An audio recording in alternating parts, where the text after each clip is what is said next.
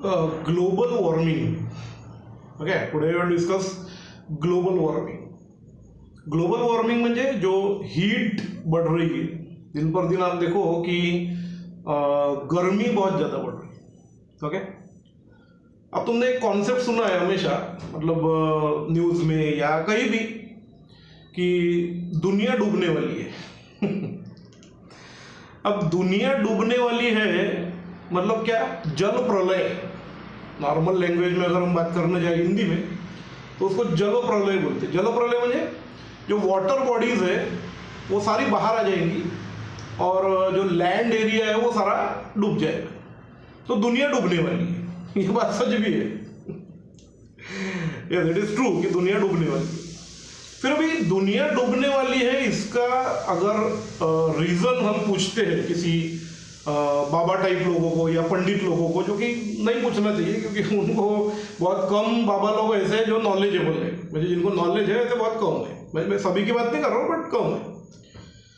तो वो लोग एक रीजन बताते हैं कि पाप बढ़ गए दुनिया में. क्या बढ़ गए? पाप. अब पाप बढ़ गए जिसकी वजह से दुनिया डूबने वाली है. फिर वो अपना ये युग वो युग में हुआ था, ये वो होगा. अभी मुझे पता नहीं, मैं तो इतना कुछ मतलब वो लिटरेचर मैंने पढ़ा नहीं है, पर वो एक मुझे कॉमन मेरे कान पर है कि पाप बढ़ गए. अब पाप बढ़ गए म्हणजे अब सभी पापी लोग हैं इस दुनिया में, है ना? हाँ, तूने भी किया क्या पाप? अच्छा. नहीं, मैंने तो किया ही है. मुझे कई लोगों का तो, मुझे पहचानने वाले जो लोग हैं उनका तो यही कहना है कि खामनकर सर ने काफी पाप किए हैं. तो खामनकर सर के अकेले के पाप इतने हैं कि उसी की वजह से शायद आधी दुनिया डूब जाए. खैर, तो जो की द पार्ट, बट ऐसा बोलते हैं कि पाप बढ़ गए. अभी इसका बायोलॉजिकल रीजन अगर आप देखो तो ये पाप वगैरह बढ़े हैं, ये ऐसा कुछ नहीं. ये अभी एक अलग मुझे कॉन्सेप्ट हो गया. वो बायोलॉजिकली अगर हम देखो तो कैसा है कि दिन पर दिन आप देखो कि हीट बढ़ते जा रही है. मतलब गर्मी जो है वो एकदम टॉप पे है. मतलब अभी दिवाली का सीजन आ गया, नवंबर महीना है, फिर भी गर्मी है.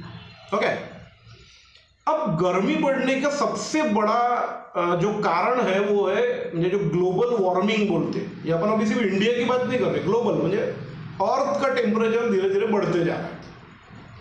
मतलब हम अगर हमारे बचपन की बात करें तो काफी एक विंटर ठंडी ये सब रहता था. अभी धीरे धीरे आप देखो, जैसे मैं महाराष्ट्र में रहता हूँ तो महाराष्ट्र में मैंने बचपन से सुन रखा था, ज्योग्राफी में, ज्योग्राफी की मैडम पढ़ाती थी कि महाबलेश्वर वगैरह ये ठंडी के प्रदेश है. मैप्स वगैरह वो जब होते थे बचपन में. अब महाबलेश्वर ठंडी के प्रदेश है, वहाँ पे हिल स्टेशन है, ठंडी रहती है. आप यकीन मानो, मैं पहली बार जब पूना गया और पूना से मैं महाबलेश्वर गए तो वहाँ पे लिटरली जो स्ट्रॉबेरी बेचने वाले जितने भी लोग थे वो सारे दुपट्टे पहन के बैठे हुए थे.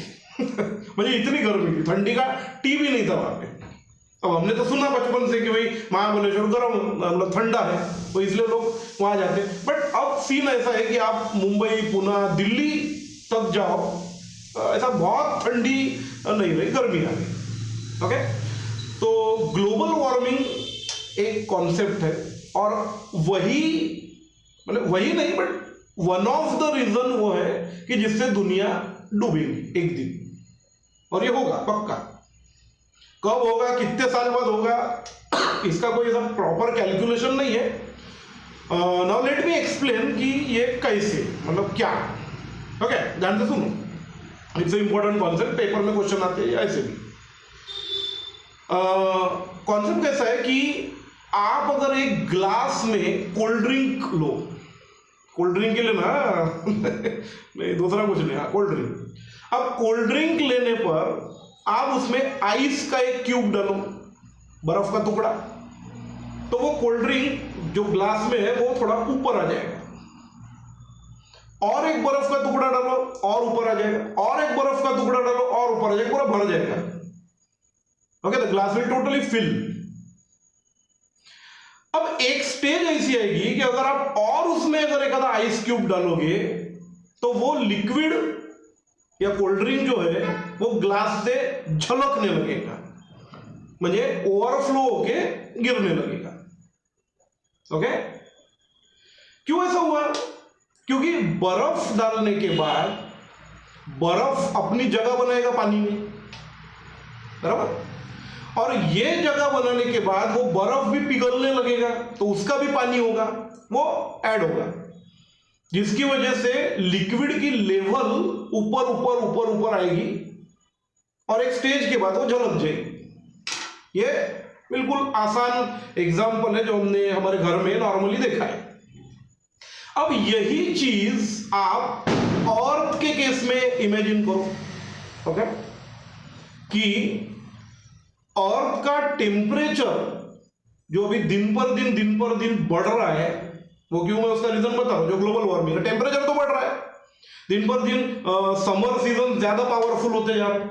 आज देखा जाए तो कई जगहों 10-11 महीने गर्मी है, महाराष्ट्र में देख लो आप, 10-11 महीने गर्मी है, ठंडी अभी बहुत कम, मतलब एक 8-15 दिन, महीना भर ठंडी है, बाकी गर्मी है। तो ये ग्लोबल वार्मिंग है कि टेम्परेचर बढ़ते जा रहा है। अब ये टेम्परेचर अगर ऐसे ही बढ़ते रहा तो जो आइस वाले रीजन है, जहां पे बर्फ वाले प्रदेश जो है ना, आइसलैंड्स, ये गर्मी की वजह से पिघलने लगेंगे तो इसका जो बर्फ के लॉग्स है, जो बड़े बड़े, जैसे हमारे ग्लास में छोटे छोटे क्यूब्स डाल रहे हैं, तो जो ग्लेशियर्स है वहां पे आप देखो, जो आइसलैंड्स है वहां पे धूपकाले में बाढ़ आती, धूपकाले में बाढ़, क्योंकि समर सीजन में टेम्परेचर बढ़ने की वजह से आइस पिघलता है और बड़े बड़े जो बर्फ के लॉग्स है, ग्लेशियर, बिल्डिंग जितने बड़े बड़े, वो सब बहते बहते आते। ओके, तो जितनी गर्मी बढ़ेगी उतना आइसलैंड्स पिघलने लगेंगे, और पिघलेंगे तो जो जाहिर सी बात है कि जो ग्लेशियर्स है, बड़े बड़े लॉग्स है बर्फ के, वो टूट के बहने लगेंगे। अब वो कहां गिरेंगे?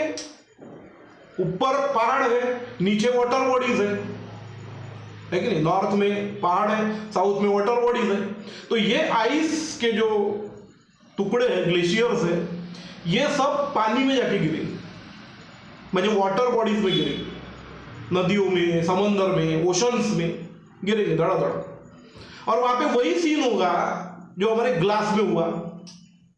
ये बर्फ के ग्लेशियर्स या लॉग्स जब पानी में गिरेंगे तो ये अपनी जगह बनाएंगे, वाटर की लेवल राइज करेंगे, पिघलने के बाद ये पानी और उसमें मिक्स होगा।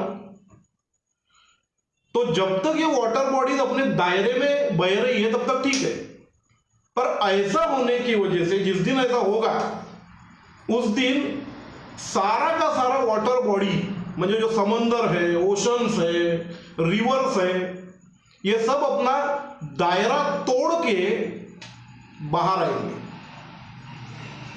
अब ज्योग्राफी में हमने पढ़ा है कि 71% वाटर है और सिर्फ 29% लैंड है। अगर ये सारा पानी अपना दायरा तोड़ के अगर बाहर आया तो 71% वाटर 29% लैंड को डुबाने के लिए काफी है। ओके, तो ये होगा, this is one of the reason, only नहीं बोल रहा हूं, और भी रीजन है, नहीं मैंने बात की है वो तो है पर बायोलॉजिकली, हाँ, यस, तो ये रीजन है। Okay, that is the concept. अब यहां पे सवाल यह आता कि ये तो रीजन हो गया कि हीट बढ़ रही, टेम्परेचर बढ़ रहा, टेम्परेचर की वजह से एक दिन आइसलैंड्स पिघलेंगी, सारे बर्फ के टुकड़े गिरेंगे, वो पानी की लेवल बढ़ाएंगे, पानी अपना दायरा तोड़ के बाहर आएगा, जिसकी वजह से लैंड डूब जाएगी। ये वन ऑफ द रीजन है। पर अब सवाल ऐसा आता कि ये ग्लोबल वार्मिंग या जो हीट बढ़ रही है ये क्यों बढ़ रही, इसकी एक्चुअली वजह क्या, why the temperature is going on increasing and increasing day by days, that is the main reason. Okay, देखो आप अगर बायोलॉजिकली या जोग्राफिकली अगर देखो तो जो सनलाइट है, sun is the ultimate source of energy. Sunlight के 3 फॉर्म्स है, 3 प्रकार का सनलाइट है जो आपने फोटोसिंथेसिस में पढ़ा है। पहला है मतलब बीच का है विजिबल लाइट। विजिबल लाइट म्हणजे वो जो विब्जियोर है, वो 7 रंग इंद्रधनुष, violet, indigo, blue, green, yellow, orange, red, VIBGYOR, जिसकी वेवलेंथ 390 टू 760 nm है, या 3900 एंगस्ट्रॉन टू 7600 एंगस्ट्रॉन की वेवलेंथ का लाइट जो विजिबल लाइट है, विब्जियोर 7 रंग। ये यूजेबल लाइट है, इससे प्लांट फोटोसिंथेसिस करते हैं, ये है वो सब हमने पढ़ा है।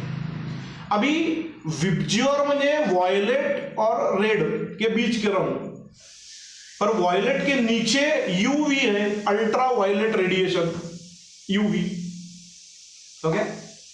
और रेड के ऊपर इंफ्रारेड है, IR, इंफ्रारेड। तो सनलाइट के कितने फॉर्म्स है? 3 types of sunlight, ultraviolet, UV, VIBGYOR म्हणजे वायलेट से रेड तक के कलर, विजिबल लाइट यूजेबल है, और इंफ्रारेड म्हणजे रेड के ऊपर का IR, वायलेट के नीचे का यूवी अल्ट्रा वायलेट, और रेड के ऊपर का इंफ्रारेड IR, और बीच में विजिबल लाइट। अब इसमें से जो विजिबल लाइट है वो तो ठीक है, वो तो फोटोसिंथेसिस के लिए लगता है, जिससे दुनिया चल रही, हीट मिल रही, रेड मिल रही, तो ये एक यूजेबल फॉर्म है, यूजफुल लाइट है। पर जो अल्ट्रा वायलेट है वो हार्मफुल है। मगर अल्ट्रा वायलेट रेडिएशन का अरेंजमेंट है, क्योंकि ओजोन लेयर उसको एब्सॉर्ब करती, ओजोन लेयर। पर जो इंफ्रारेड रेडिएशन है, इंफ्रारेड, ये हीट बढ़ाती, ओके। इंफ्रारेड रेडिएशन हीट बढ़ाती क्योंकि ये गर्म रेडिएशन है।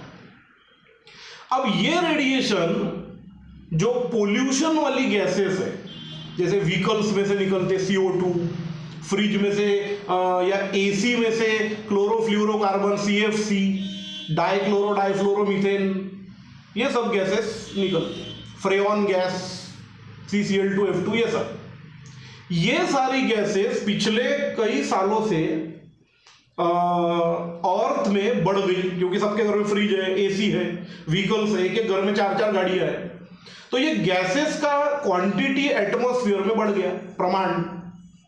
और ये गैसेस की खासियत ऐसी है कि ये इंफ्रारेड को, ये सन का जो इंफ्रारेड रेडिएशन है, हीट, उसको ये पकड़ लेते, ट्रैप कर लेते, ओके। तो सनलाइट का जितना भी पार्ट आएगा उसमें इंफ्रारेड ये गैसेस पकड़ेंगे। अल्ट्रा वायलेट को अपना ओजोन लेयर का अरेंजमेंट है, विजिबल लाइट तो काम का है, पर जो इंफ्रारेड है वो ये गैसेस पकड़ लेती। अभी आप जितना इस गैसेस का क्वांटिटी बढ़ाओगे अर्थ के ऊपर, मतलब पोल्यूशन जितना बढ़ेगा उतना ये इंफ्रारेड ज्यादा पकड़ा जाएगा अर्थ के सरफेस पे, और जिसकी वजह से धीरे धीरे अर्थ का टेम्परेचर बढ़ने लगेगा। माने गाड़ी, म्हणजे कार अगर हमने धूप में खड़ी कर दी 2 घंटे के लिए कांच बंद करके, तो वो गाड़ी अंदर से इतनी गर्म हो जाएगी कि आप स्टीयरिंग को हाथ नहीं लगा पाओगे। या 2 व्हीलर में भी सीट काफी गर्म हो जाती, क्योंकि मुझे उससे बाहर बेहतर लगता है, क्योंकि सनलाइट के रेडिएशन जितने कांच से अंदर आएंगे, ग्लास से, उतने बाहर नहीं जा पाएंगे, क्योंकि गाड़ी का इंटीरियर उसको ट्रैप कर लेगा, एब्सॉर्ब कर लेगा, सीट कवर, डैशबोर्ड, स्टीयरिंग, ये उसको एब्सॉर्ब कर लेगा। वैसे ही इंफ्रारेड को ये गैसेस पोल्यूशन वाली एब्सॉर्ब कर लेती और अर्थ का टेम्परेचर बढ़ाती। तो ये अर्थ का टेम्परेचर पिछले कुछ सालों में बढ़ रहा है और आगे भी बढ़ता रहेगा, ये उसका सबसे बड़ा रीजन है। इसी को हम ग्लोबल वार्मिंग बोलते हैं। और ये ग्लोबल वार्मिंग की वजह से ही आइसलैंड्स पिघलेगी, बर्फ सारा टूटेगा, एक दिन सब वाटर बॉडीज की लेवल बढ़ेगी और वाटर बॉडीज सब बाहर आके लैंड को डुबा देगी। ये एक्चुअल रीजन है दुनिया डूबने का। ये पाप वाप वैसा नहीं है।